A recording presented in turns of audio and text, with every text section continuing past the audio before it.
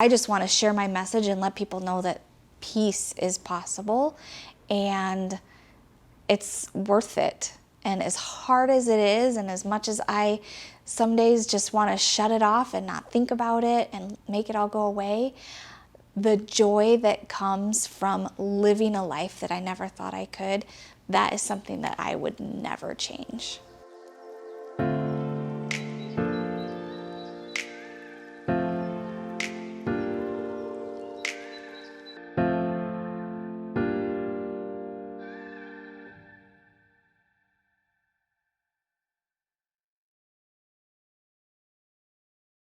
I think by telling my story, I am able to verbalize how I feel and where I'm going, and I can see a visualization of where I've been, where I'm at, and where I want to go, where when I wasn't sharing my story, I just felt like I was just in the moment. I also have found that through this, I have heard and had conversations with so many different people that have been affected by sexual abuse. I've talked with daughters whose mothers were sexually abused. I've talked with mothers whose daughters.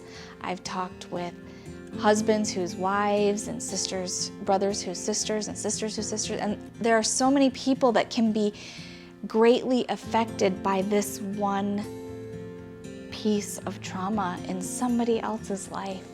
And I don't have all the answers. I don't know all the things to say, but I do know that my experience can lead to, me sharing my experience can lead to other people understanding it in a different way. Very, very shortly after I started to open up about my story and I started to tell other people that weren't aware of it, people started sending me resources for different things that I could go to and learn from. And someone sent me information about a foundation that takes in adult women who were sexually abused as children and gives them all the tools that they need to heal and to survive.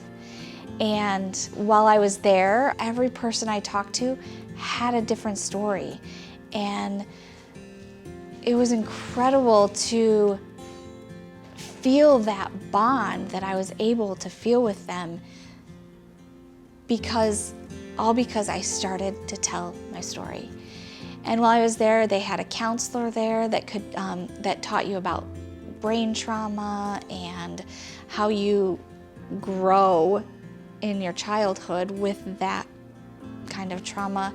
They talked about how to cope with those things. They gave you tools on how to work through stressful times and work through the triggers and change your thinking into positive thinking from something that can be so, so sad. We did kickboxing and we did this drum circle and we had delicious meals and we just felt like we were so special.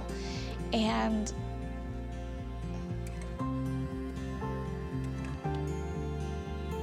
something I remember from the first time being there, one of the first things someone told me was that I was so brave.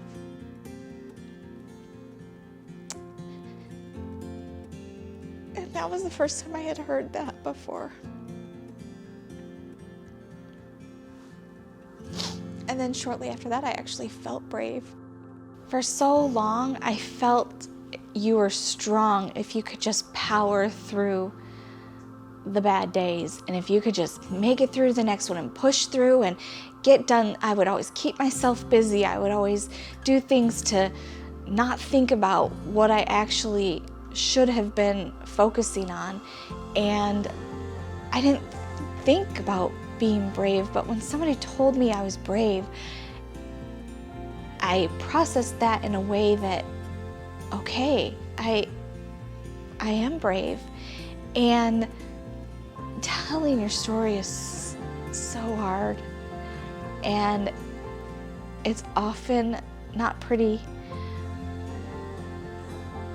but the feeling that comes from telling the story is beautiful. And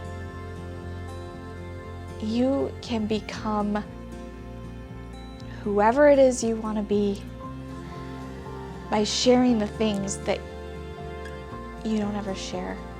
If you share your story or if you don't share your story, that's not what makes you brave. What makes you brave is that you can acknowledge those things that happen to you, and you can take those painful things and turn them into something helpful and peaceful. That's what makes you brave. When you are just stuffing it down and pretending it's not there and hoping it'll someday go away and pretending that life is fabulous, that's not brave. You can be brave by acknowledging where you came from and turning that into something beautiful.